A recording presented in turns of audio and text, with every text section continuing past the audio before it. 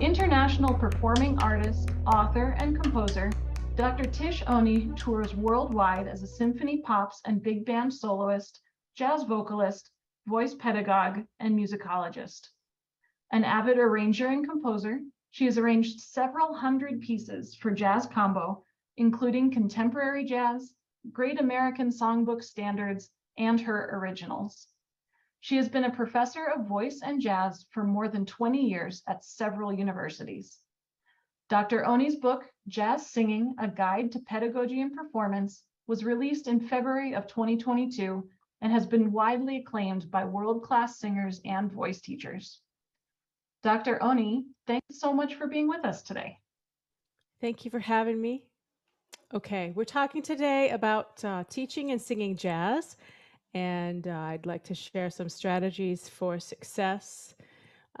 This is for a lot of different folks, for those who are established jazz singers as well as beginning jazz singers, choral directors, voice teachers who already teach jazz, and voice teachers who do not yet teach jazz but who would like to learn some tips and strategies for how they might implement it. And so here we go. Please show the first slide. Thank you. The aims of this presentation are several. One is to suggest ways to introduce jazz into your applied voice studio for private lessons, or your choir rehearsal, or your classroom. It's also for people, singers of all ages. So if you teach elementary school, you might be able to use some of these techniques. Or if you teach college, graduate students can also benefit. I'd like to offer ideas for helping teachers create their own exercises based on what they already do and what they have proven works in their classroom. I'd like to help working singers enhance their own performance and give you some fresh ideas, perhaps, for practicing, and explain some different styles of improvisation and strategies for creating a compelling improvised solo. Next slide, please. So as I said, the target audiences for this, jazz singers, teachers of singing, students interested in singing jazz, voice pedagogy students in particular. As we know, the voice teaching profession has expanded a lot in the last 15 years or so, and classical voice teachers, traditional voice teachers are now being asked to do a lot more styles and to include many different genres in their teaching art. So I have tried to help my colleagues as much as I can to give them ideas for putting their toe into the pool of jazz and taking a swim. Also, instrumentalists often find themselves leading vocal ensembles, vocal combos, or vocal jazz ensembles. Often are directed at the university level by very competent instrumentalists, guitar players, and pianists who maybe don't sing themselves. So this information is also for them. Choir directors implementing jazz in their rehearsals and performances, and also fans of classic jazz singing greats, because I think it's important for us to realize that these techniques and these ideas come from listening to those who really did it extremely well in the past. So we need to be listening to the greatest jazz singers. There's a lot of different styles out there for listening to classic jazz singers, and they're all valid on some level. Next slide, please. Let's first talk about the neutral baseline voice. I like to talk about this because I'm a multi-genre singer. This last weekend I sang a cantata 106 by J.S. Bach with South Carolina Bach Society and the North Carolina Baroque Orchestra. And this weekend I'm teaching jazz singing. So there's a lot of parallels, and there are a lot of ways that those of us that teach many styles and sing many styles can be true to the art form that we're doing today, or this hour. So you can find your natural baseline voice. It's not influenced by any genre or any style. Next. It, it has the characteristic of having balanced resonance. And what I mean by balanced resonance is a good mix between heavy and light mechanism. So head voice, chest voice, um, mode 1, mode 2, depends on what you want to call it. Cricothyroid and thyroid muscle dominant action at the larynx level. That's balanced resonance when both sets of muscles are participating. You use the neutral baseline voice when you warm up, when you learn pieces, when you are rehabilitating from illness, and it's really just your unadulterated, unaffected, raw, natural voice. When you're breathing well, when you're standing well, when you're sitting well, and when you're phonating in a healthy way. You can add to and modify the baseline's vocal colors depending on whatever style you want to sing, whatever genre you're singing. And so this gives you a foundation of good technique below the stylisms that you want to add depending on whatever style you happen to be wanting to sing, whether it's German lieder, whether it's Italian opera, whether it's contemporary jazz, whether it's musical theater, and there are a lot of styles of musical theater nowadays too. You may want to be belting, and you think about how to mix that balanced resonance. And so the neutral baseline voice is the one that we come back to each day when we're warming up, when we're cooling down, and we we need to keep this voice very healthy because that's our vocal fingerprint, basically. The neutral baseline voice is the healthy voice that we start with. Next. And we always want to use good body alignment, good posture, clear phonation for the most part when we're training and teasing out the neutral baseline voice, when we're warming up, use clear phonation, breath management, good clean onsets, and other elements of healthy vocal technique. Then you can modify that once you've warmed up your voice in a healthy way. You can modify that into whatever kind of jazz style, special kinds of onset you want to use, or breathiness. You can add that later, but you don't want to default to a naturally breathy sound all the time because that could be indicative of some kind of pathology at the level of the vocal folds. Next, please. For classical voice pedagogues and choir directors, I have good news for you. You can modify your favorite exercises to a jazz style and use them in your choirs and in your private lessons. You don't have to learn a whole lot of new exercises. You can start with a familiar classical vocalise or a choral warm-up, like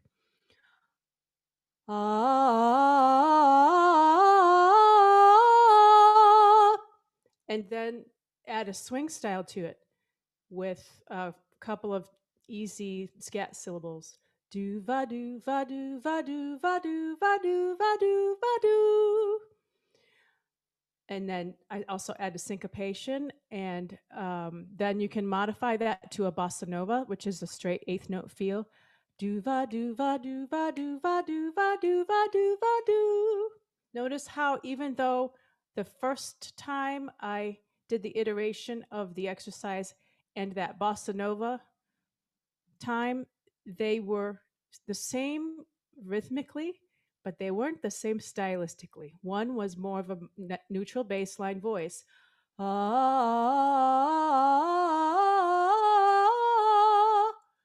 And the other is more jazzy sounding. Do va do va do va do va do va do va do va do. It's very light, and the Syllables just flow off the tongue and the teeth and the lips.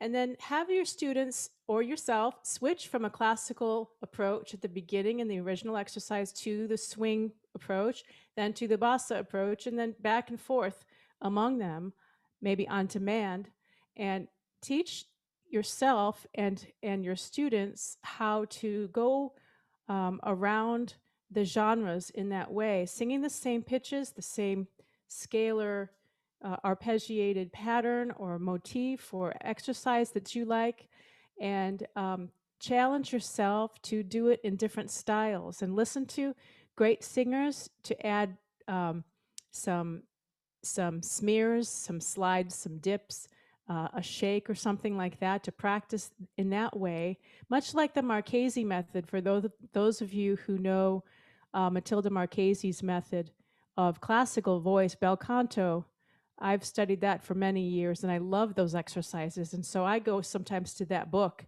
and find some really neat exercises that help to build my vocal technique, and I swing them or I add some jazz style to them and um, some scat syllables. And that's a fun way to introduce this to a classical student who already is familiar with these bel canto exercises.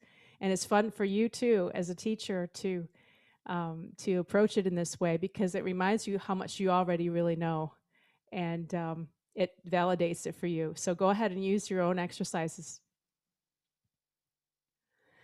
I'd like to talk about a few different styles of improvisation.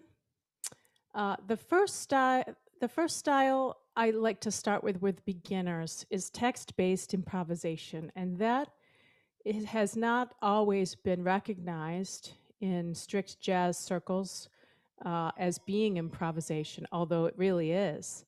Um, and so text-based improvisation happens when the text stays the same. It is kept in the song and in the solo, but you're changing the melody and the rhythm.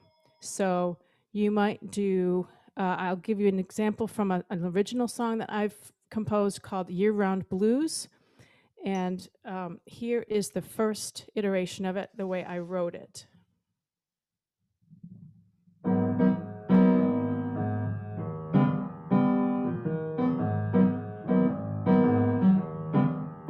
I once knew a man who now is no more. He loved to spend his summers with me on the shore.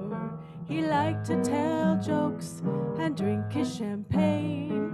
The way he disappeared was a crying shame. And then there's a little different section in there after that. If I were to do a text-based improv of this, I might do this. I once knew a man who now is no more. He loved to spend his summers with me on the shore. He liked to tell jokes and drink his champagne. The way he disappeared was a crying shame. So I've left the melody kind of behind, and I have kept the words in and changed them. And a lot of great jazz singers have done this through the years. Peggy Lee did this a lot. Sarah Vaughan did this to a great degree. Lots and lots of wonderful jazz singers that we know and love start this way. And so then if I were to go back to the slide, the next one is scat improvisation. And you can start scat improvisation by doing melodic, first of all, scat the melody first, and then do a little embellishment off that, and then go a little further out. And I'll demonstrate this too. So first we're going to scat the melody that I've already written. Do do do do do do do boo do boo boo boo boo boo boo boo do do do do do do do do do do boo boo boo boo boo boo boo boo boo boo do boo boo do do do. Okay, so that's exactly what's on the page. Now I'm going to embellish it a little bit. Do do boo boo do boo do boo boo boo boo boo boo boo boo boo do boo boo do boo do boo boo do boo boo, be do ba boo boo be la do da la do do. And then if I'm going to go further out from there, I have to really know the harmony, and we'll get to that in a little bit. Scatting the root motion, but then if you can scat the root motion. Well, actually, why don't we do that first? We'll scat the root motion. And what is that? It's when I look at the lead sheet. I'm looking at the lead sheet and I am seeing the names of the chords. And we're going to this is what I do with my students on a daily basis. If they're a jazz voice student, they scat um, the bass line, the bass, the root motion, but they do it first with pitch names, so that if it's an A minor 7 chord going to F7 to E7, they sing A, F, E, A, F, E, A, F, B, E, A, F, E, A, F, E, A, F, E, A, G, C, A flat, G, C, A flat, G, C, A, D, E, A, F, E, A, F, E, A, F, E, A. And that gives them a really sound foundation of what the bass player is going to do. Obviously, a great bass player is going to work around that, but they're going to lay down that bass line. And if the singer knows the bass line, the singer knows a lot more about the harmony than they did just knowing the melody, right? Yes. So if you want to be a great scat singer, you have to start with two things: know the melody really well and know the root motion equally well, so you can sing it, so you can scat it. And then once we have mastered the pitch names, have them sing pitch names, then we move into scatting that line instead of saying the pitch names. So then you would just do scatting. Do ba ba boo boo boo ba boo do do ba boo boo ba ba do. And you can add little um, bass stylizations too, like I just did. I added a little triplet do ba ba do ba boop do da do boo, and I'm doing a little bit of uh, percussive sounds with my tongue and teeth to just kind of give you that swing feel too, and it helps you to feel that, to play a little bit of the drums, to play a little bit of the bass, with your vocal mechanism, with your mouth. All right. And then you can go further out from here because you have mastered the bass line, the root motion. And of course, once we do that, I like to give my students an exercise in arpeggiating the chord progression next. So they go home and it takes at least a week, usually more than a week, to really master. But once they can sing the pitch names of the roots, then they can arpeggiate them too. Boo ba ba do boo da boo boo ba boo boo ba boo da boo boo ba, etc. Okay, and you can slow it down for them so that it's something that they can do at a steady tempo, nice and slowly first, and then pick it up to performance speed.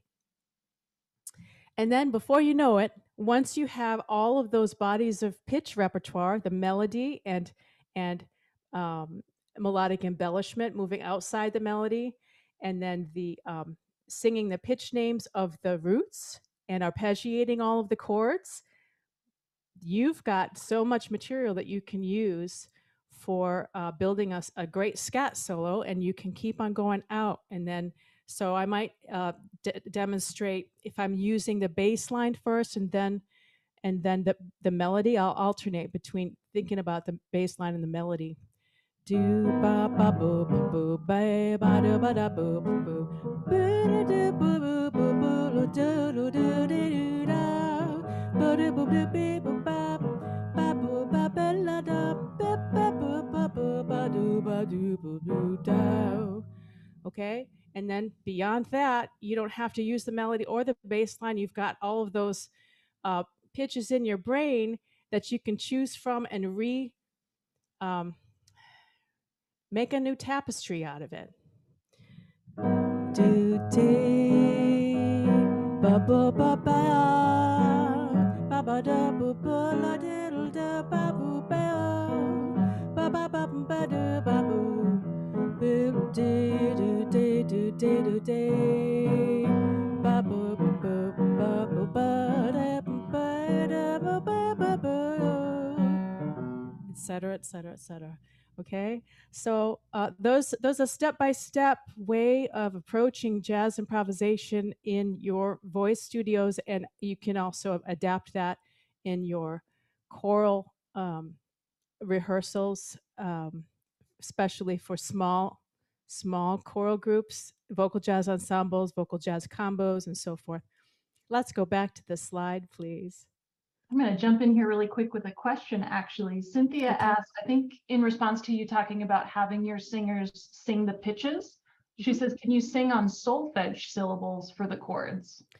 Yes, you can. Absolutely. That's another great skill to develop. The problem with doing that is a lot of the time in a jazz piece, of the Great American Songbook standard, yet the key changes. And so when the key changes, like at the bridge, often you have to reestablish where do is. So as long as you can do that and acknowledge that with the student, absolutely, I use solfege every day, all the time. But just keep that in mind that with a jazz lead sheet, sometimes the tonal center gets a little obscured. Great question. Okay, and then so we've talked about scat improvisation, melodic embellishment going further out, step by step going further out.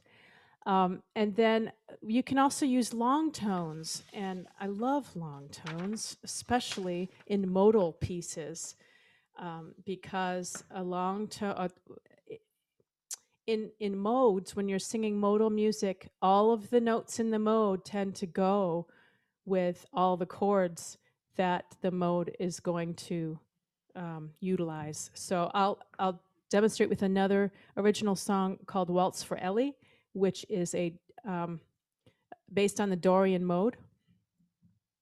So I'll scat using long tones.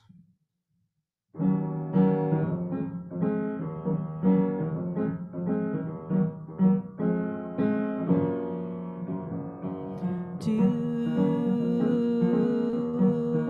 do ba ba ba ba do be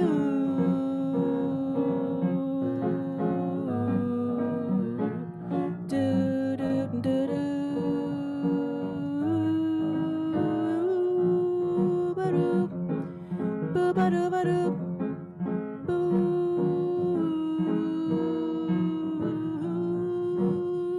Okay, so that's a really great way to introduce uh, improvisation for beginners.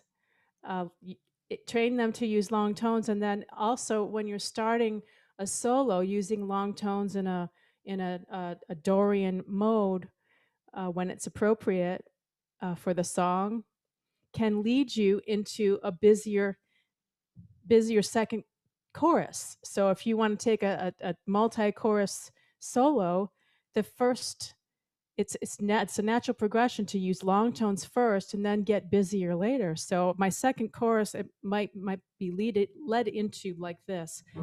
Do do ba ba ba da ba do da ba ba do ba da da da da da ba da ba ba da ba da da ba da ba ba ba ba ba ba ba ba di da do de da do ba ba do do do.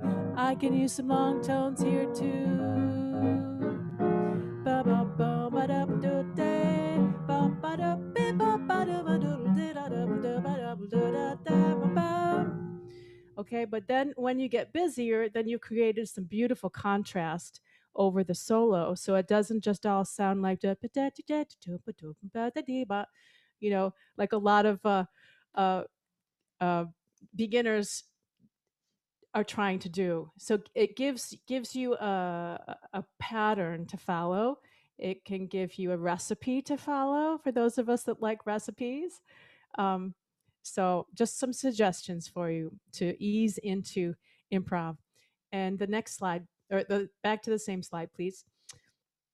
Then there's also vocalese, which is something really very advanced. It's a style that vocal jazz ensembles tend to uh, enjoy doing. And John Hendricks is really the granddaddy of vocalese. What he used to do is um, he was really among the first to start setting lyrics to already established transcriptions of great jazz solos. So he would take uh, a solo or several solos, like the great song Four Brothers is a vocalese now with the lyrics that were added by John Hendricks that the Manhattan Transfer recorded. And that is a song based on the solos of all the saxophone players in Four Brothers on that tune. It was an instrumental tune, and it was added. The lyrics were added later. So that's vocalese. It's very fast. It tends to be very fast and bebop style, and it's not something for the faint of heart or for beginners. But for your more advanced students in your vocal jazz ensemble, it's a real lot of fun to do some vocalese. You can also do lyric improvisation. Bessie Smith, the Empress of the Blues, back in the 1920s, was very famous. She was one of the very first blues superstars all over the world, a recording star. She would go into the recording studio and just make up the lyrics and rhyme them and come out with uh, 12 or 15 new recorded songs based on the blues. And she would rhyme the first two lines, or actually, the first two lines would be identical, and the third line would be rhyming with that first and second line.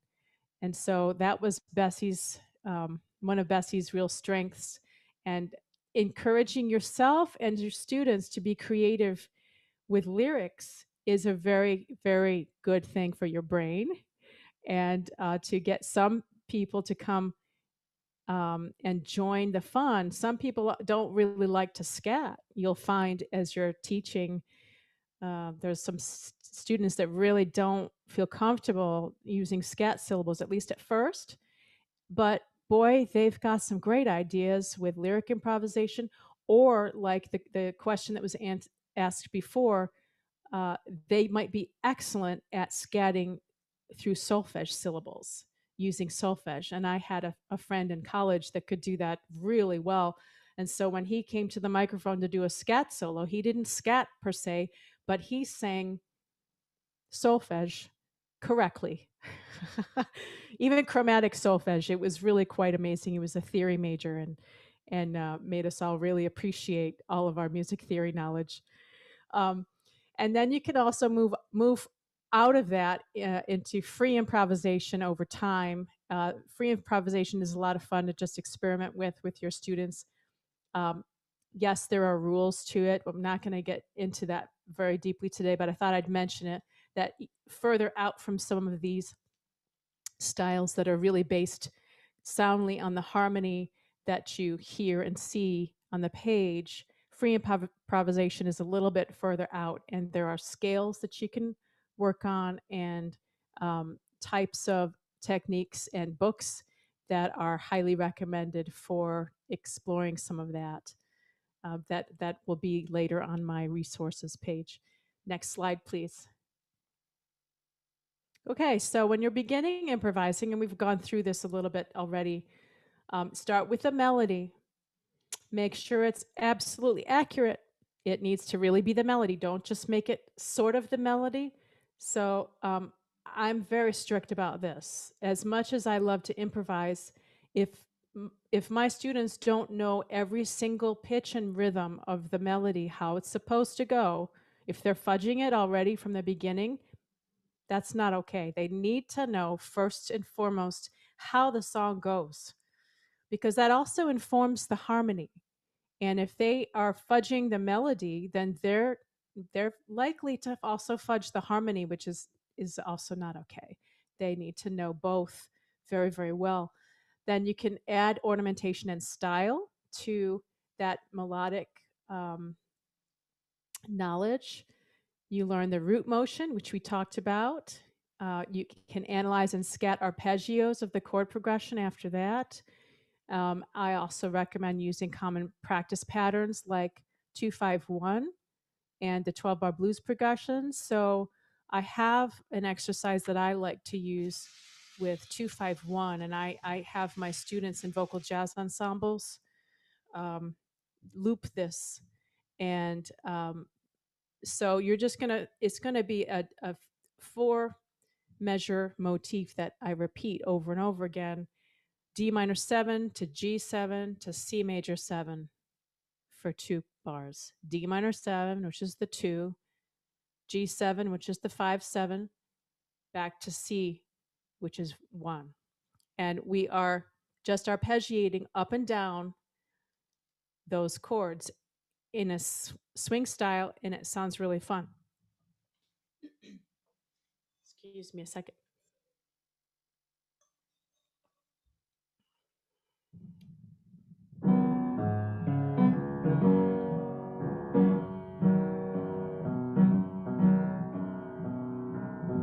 Doova doova doova doo doova doova doova doova doova doova doo dooba doo dwee dow doova doova doova doo dooba doova doo da dooba doova doova doo dooba doo dwee dow.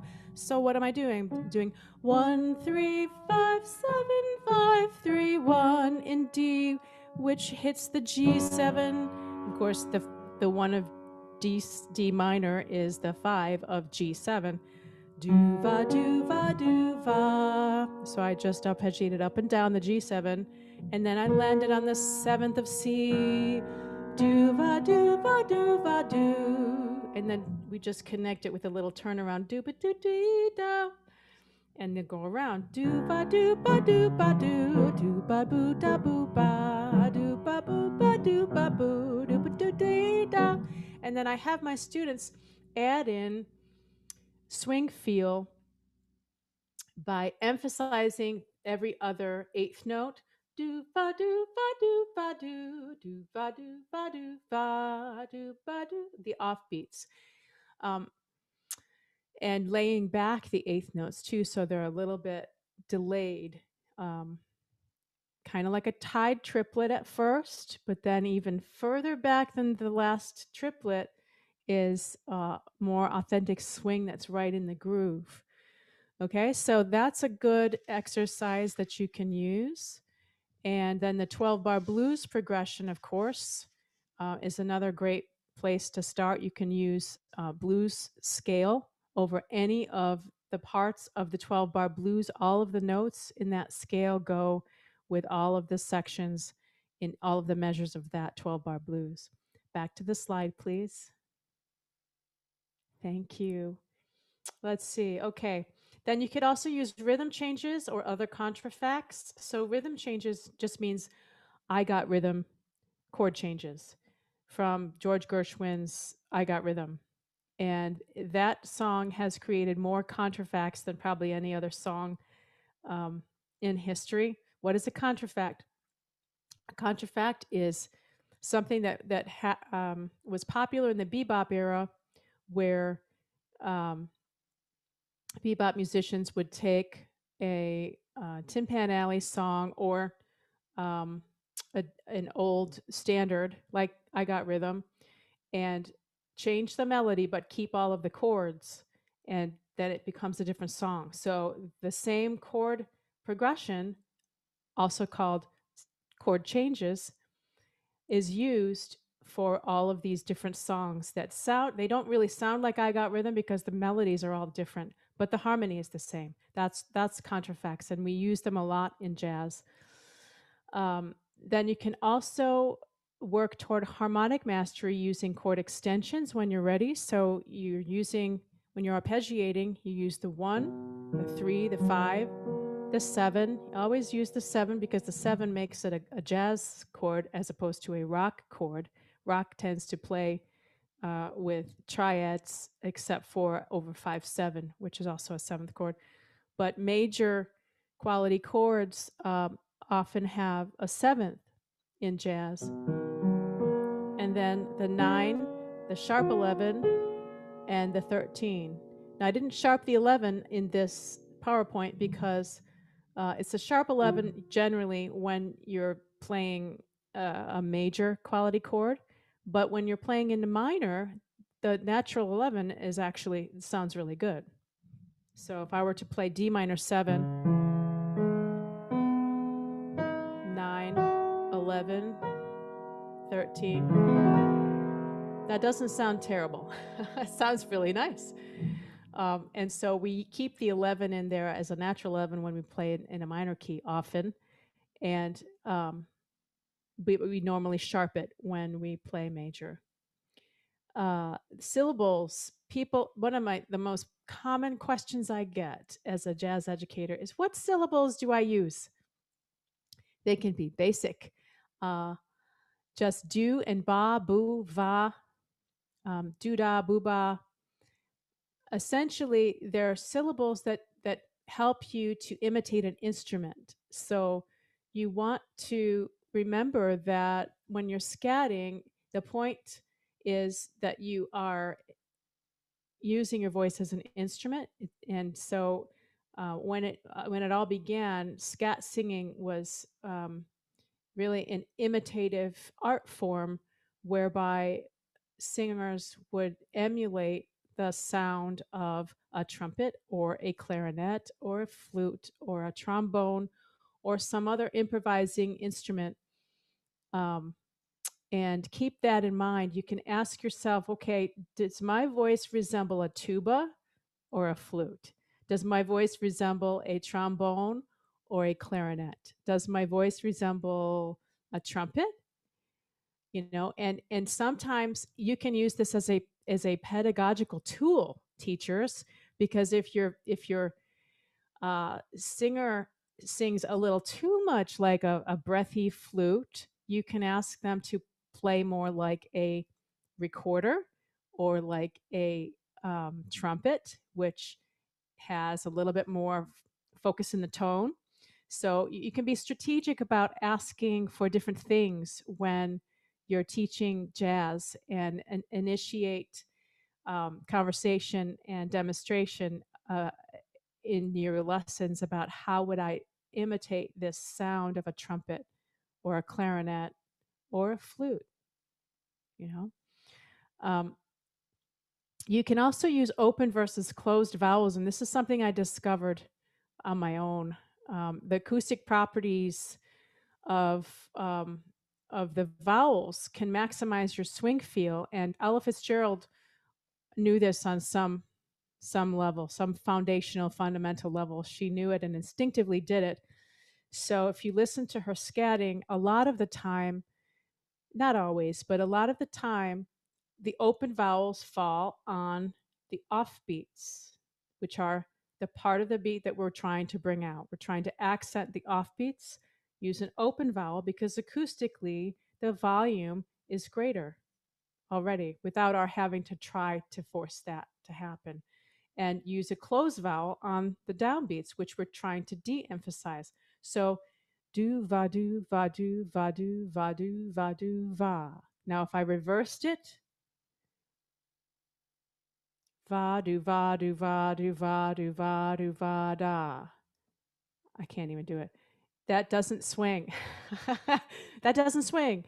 And I'm not doing anything differently except the nature of the acoustics of the vowel, the laws of physics are helping me swing when I strategically place the open vowel that has a bigger resonance and more volume naturally in my mouth and coming through the microphone on the offbeat.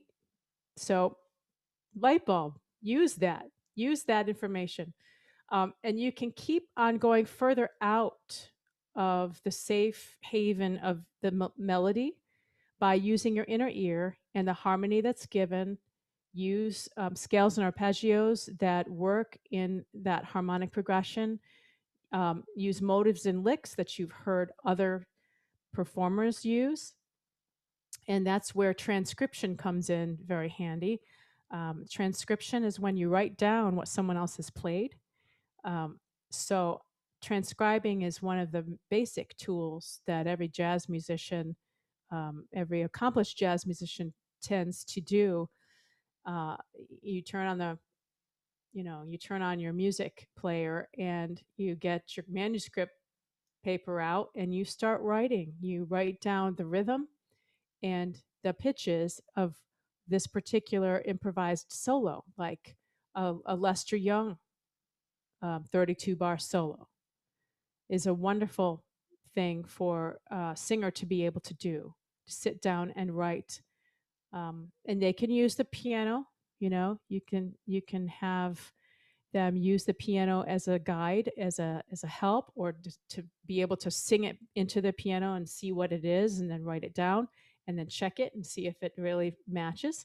So transcribing is something that's very important for young musicians to be able to do, and that's where we get our motives and our licks, by listening to others and writing it down so you don't forget what your bag of tricks contains, which my vocal jazz director in college, Dave Riley, used to call all of our licks that we're learning.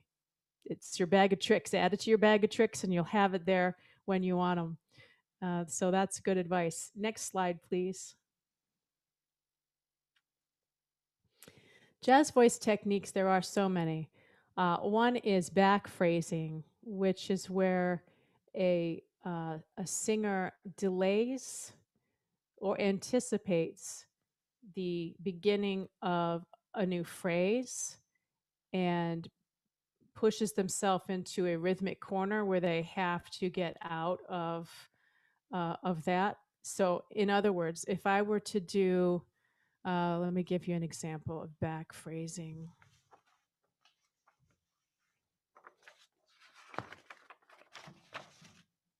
I'll do a bit from Speak Low by Kurt Weill and Ogden Nash. Speak low when you speak love. A summer day withers away too soon, too soon. So I waited a really long time before I started. That's back phrasing. If I were to do it the way it's written, speak low when you speak love. But back phrasing starts a little later and then has you play with the rhythm until it works out according to lining up with the musical phrase by the end. Okay? So you can go over. It doesn't have to end precisely at the musical phrase every time, but you don't want to be late so often that the band starts thinking that you don't know where you are. So back phrasing takes a lot of practice, and it takes a trusting band to do it with you too, so that they know that you've got uh, that form in your mind and you know exactly and precisely where they are. But if you're in a slightly different spot, they know that you're going to catch up with them at some point, and that's back phrasing. Back to the slide. Thank you. She's reading my mind. Colorful timbres, and I like to think of you adding and subtracting breathiness as colorful timbres. So you can make a more nasal sound for a particular reason in your song. Um, a lot of scat singers like to sing with a little more nasality, especially when they're singing bebop style, because the greater nasality adds a little more point to the sound and helps them to hear better. Somehow inside our own head, nasality enables our inner ear to hear a little bit better than if we're singing in a very breathy way. Um, but at the same time, You also want to be able to add breathiness or breathlessness as a color, and so that's where adding it to the baseline natural voice, neutral voice is the thing to do to have that clean um, sound that you can tweak a little bit. You can use overtones and vowel modification.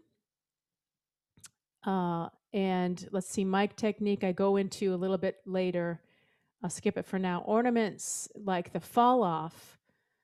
A fall off is where you fall off the end of a note.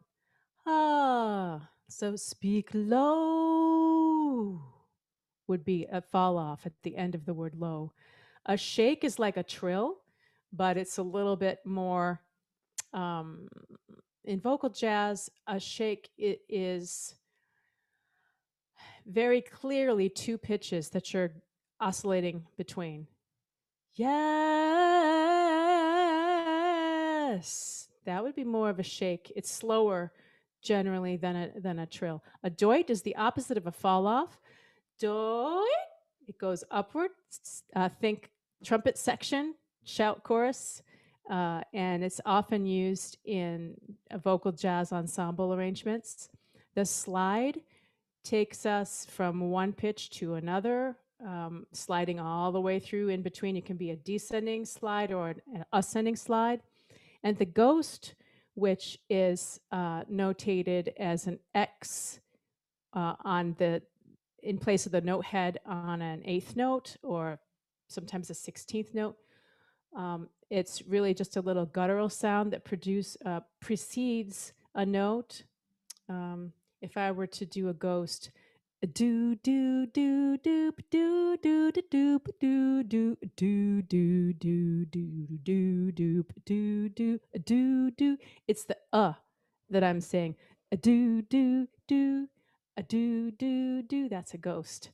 So it takes some practice too. It takes some vocal control. You don't want to actually sing a do do do. That doesn't sound right. But you have to de-emphasize it. It's like a little schwa. It's a de-emphasized sound that precedes another note. And it also swings usually as you're doing it in swing style most often. You can vary rhythm as an improvisational choice. A lot of times I hear students that are beginning scat singers doing the same rhythm, the same eighth note kind of run rhythm. And I always encourage them to think in terms of phrases and to vary the rhythm of their phrases so that the rhythm is just as interesting as the pitch, because we have rhythm, right, that we can use to vary what we want to do. Let's see. Instrumental tools of the trade include scales, of course, arpeggios, patterns, sequences, step progressions. These are huge. These are very important, especially when you're stepping through circles of fifths. These are wonderful tools to use. Repetition, doing something over and over again. Imitation, imitating somebody else who is on the bandstand with you. When you're trading, sometimes you imitate, you listen to one another and you have a conversation and you take the end of what that person did and make it the beginning of what you're about to say. You can use transcribed licks and quotations. What's a quotation? A quotation is when a singer or an instrumentalist plays a piece of another song, a recognizable snippet of another song within their solo. And that's always fun to do. I recommend practicing the difference between swing and bossa feel, going back and forth between them, using dynamics to shape phrases. I don't hear enough dynamic contrast in most college vocal jazz ensembles or high school vocal jazz ensembles. So I love to challenge them to use dynamics to shape their phrases. Also, as far as solo singing goes, be sure you're respecting the breath phrasing. Don't breathe in the middle of a word. Even if pop singers do it, don't do it. I'm old school. when it comes to this. Always observe the lyricist's intent, okay, and the composer's intent. We're singing their music, so we need to bring respect to that music. Um, and listen to phrasing experts. And you're going to hear some phrasing experts before we leave this webinar. There's no single correct way to sing jazz or to approach jazz, and I want to make sure that that is said. And that is one of my main takeaways, is that there are so many right ways to do this art form. There's not just one way. There is not one um, assembly line education that you can get or should get, and then you graduate from it, and there you are, a successful jazz singer. There's so many approaches, and the more um, wonderful singers you listen to, the more that's going to inform your own uniqueness as a jazz singer. Next slide, please. Okay, so I'm not sure how much time we have left. Microphone technique, Felicia. I trust you to just interrupt me if I'm going on too long, You've but got, I'll keep going. okay. Um, the mic is half of the singer's instrument. I'm going to say that again. The mic is half of the singer's instrument. So if you use it correctly, singers, um, it will make you look really good. It will make you sound really good. You have to be selective and do your homework before you buy a microphone. Microphones are very unique, kind of like the wands in Harry Potter would pick the wizard. The wand picked the wizard. Um, Microphones are the same way. You're not going to sound your best from just anybody else's mic necessarily. Their voice might sound fabulous through it, but yours is yours. The quality of the singing has to be very high, or the weaknesses will be amplified through a microphone. So, jazz singers, be understanding that a mic is definitely not a hiding place. It is, boy oh boy, it's the opposite. If you ever get up in front of an audience and you're not prepared, the mic is not going to help you. It's going to advertise that point and amplify it. Your rhythm and your pitch have to be ultra precise when you're singing with a mic, and so you need to be comfortable with it at the proper level. Make sure that you talk to the technical director if you're doing a concert, and make sure that you're not getting feedback on your sibilants. You know, do the S's and T's to be sure that that's a nice dull sound coming through the mic and not too trebly, because too many high partials can really wreak havoc on people's eardrums in sound tech check accidents and so forth. Your dynamics can be partly controlled with closeness to the mic. You can pull it away. Occasionally, if you're going to sing a really high note, I like to pull my mic away just out of courtesy to the audience. I don't want them to be shocked when I sing my high C. This is too close if I'm going to sing my high C. So be aware of that. And hold your microphone with your fingertips 1 to 2 inches from your mouth. So this is too far away for singing jazz. Generally, this is too far away. And you don't want your lips touching it either. Okay, so don't white knuckle it like a fist, but let it gently be held supportively with good control of your fingers, because then it looks a lot more natural for your audience, and it also feels more natural than this. This can add to your tension all the way up your arm. This will help you to relax your shoulder and your arm. Next slide. I always assign my students scale exercises and myself, because scale jazz improvisation requires so much scale knowledge and ability to deliver scales. You got to develop your inner ear, and this helps a great deal. Teach your students a few new scales every semester. Have them practice away from the piano, you know, with the piano nearby sometimes, but then make them do it without, and check themselves so that they don't have to have a piano around to do their warm-ups, to sing their songs, to learn their transcriptions, to do anything else in jazz. I spent a lot of time away from the piano. I didn't even have a piano my first year at USC as a doctoral jazz major. I didn't have a piano at home. So I did it all in my head, and boy, was that good for my inner ear. Oh my gosh.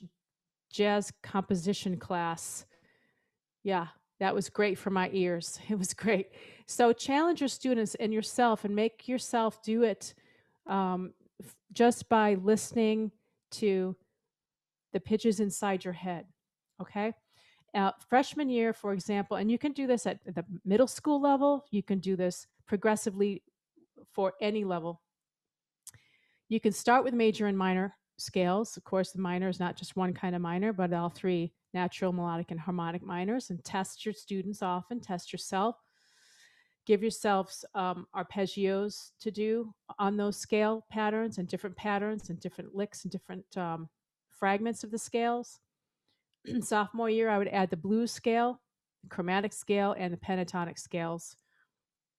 Junior year, we added the whole tone scale and all 7 Gregorian modes, because we jazz musicians use them all, and jazz singers need to be just as adept at using them and knowing when to use them as their instrumental counterparts, if not more so, because you're often leading the band and you don't get to look at the chart as often as the band does.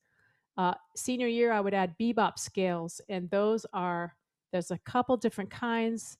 I'm not going to get deeply into them because of time, but they are major, mixolydian, and Dorian. Those three are the ones that I present of the bebop scales to my advanced students, and then other scales that are specific to jazz, like the half step up melodic minor scale that is useful over dominant harmony. That's an advanced graduate student level scale. Very difficult to sing, but it's worthwhile to study. Next slide, please. I think I'm going to skip over the arranging a lead sheet part just for the sake of time. Thank you. And I'm going to just say, let the masters teach you, listen to great jazz singing, transcribe their solos, work with sing-along tracks, and study the techniques and approaches of the greats. I like to listen to Nancy Wilson's recording of The Very Thought of You.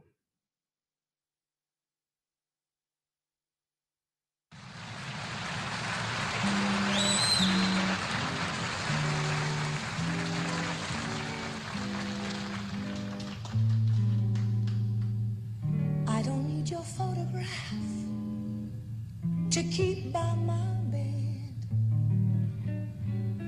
Your picture is always in my head. I don't need your portrait, dear, to call you to mind. For sleeping or waking, dear, I find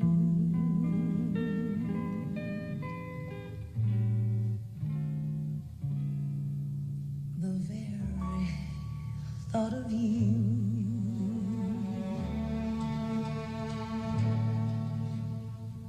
and I forget to do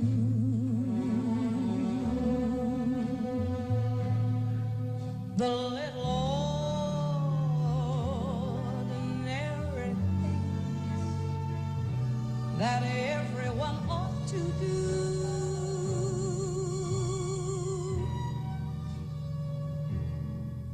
I'm living in a kind of daydream. I'm happy, happy as a queen, and foolish though it may seem to me, that's everything. The mere idea of you, the longing here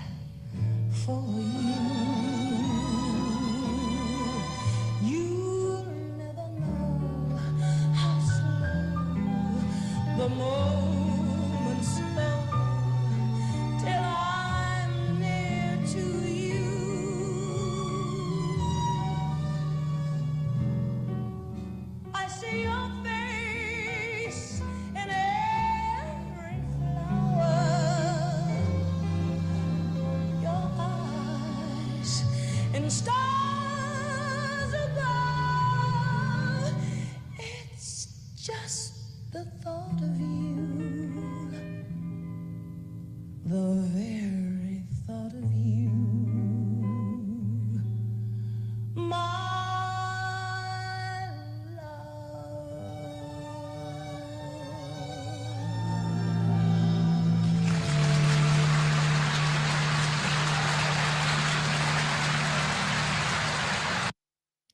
Thank you, Felicia.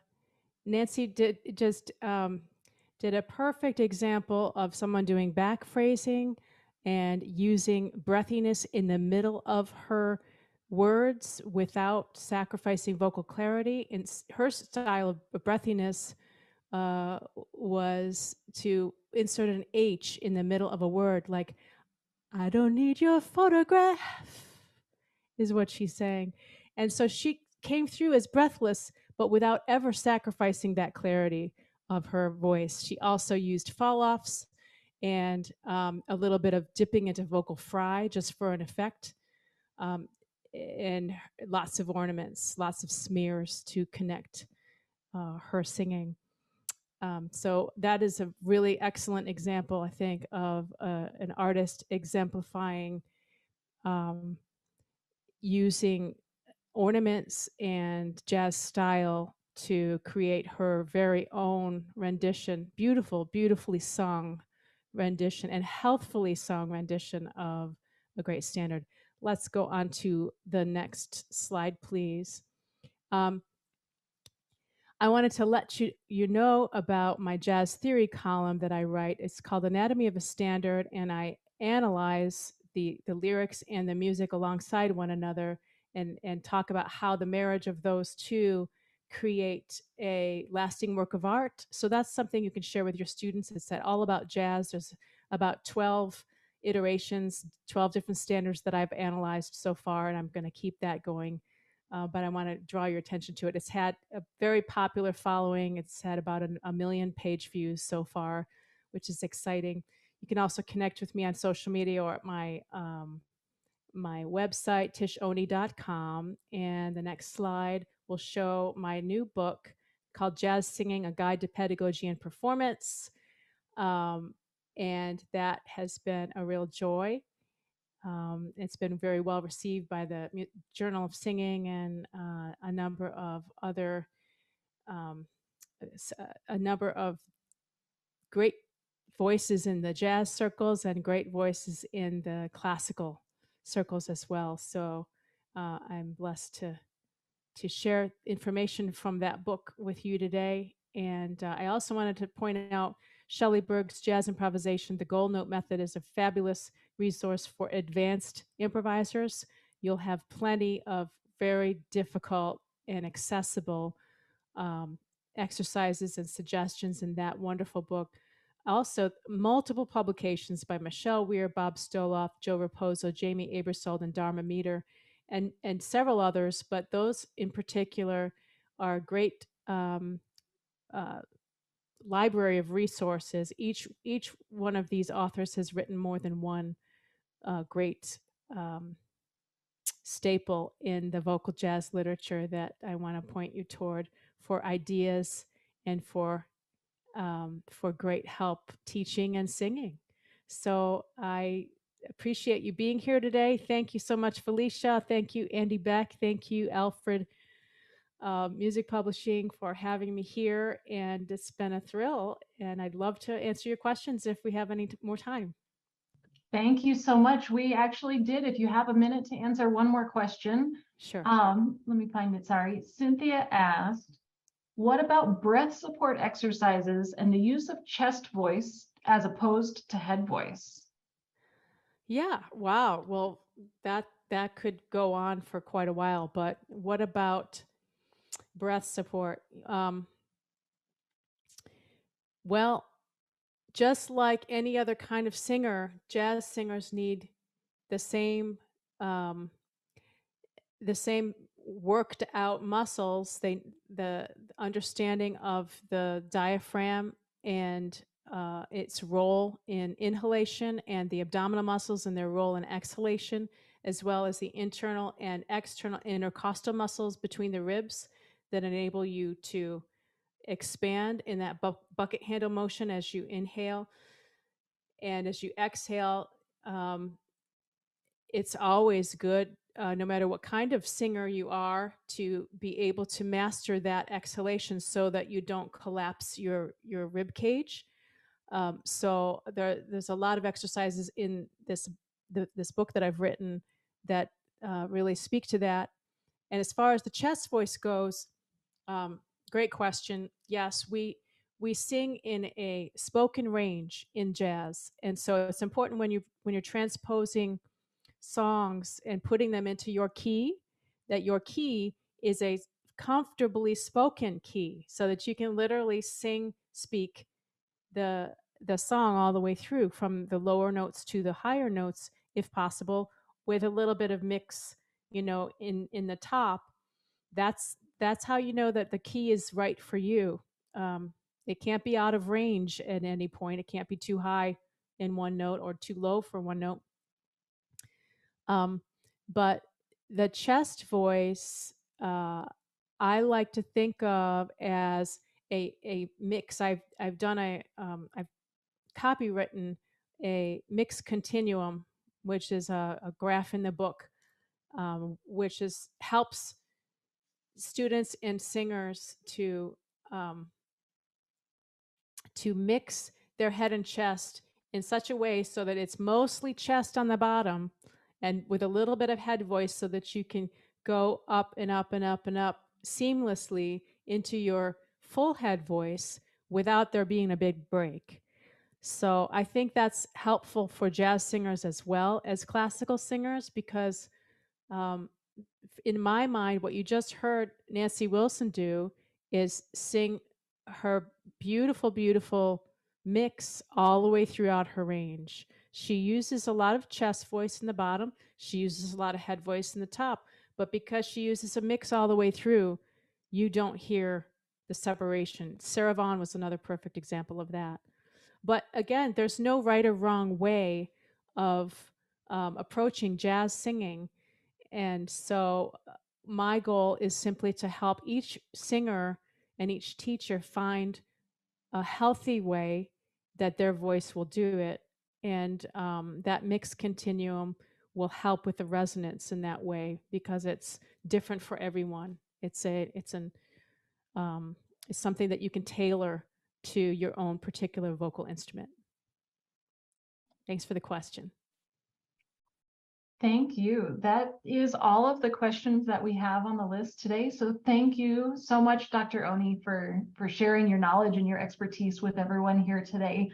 And to our audience, thank you all for joining us. We know that you have very busy lives, and we hope that this was helpful and informational and interesting, and that you can take it with you into your own teaching. We look forward to seeing everyone at our next webinar and hope you have a wonderful weekend. And thank you again. Thank you.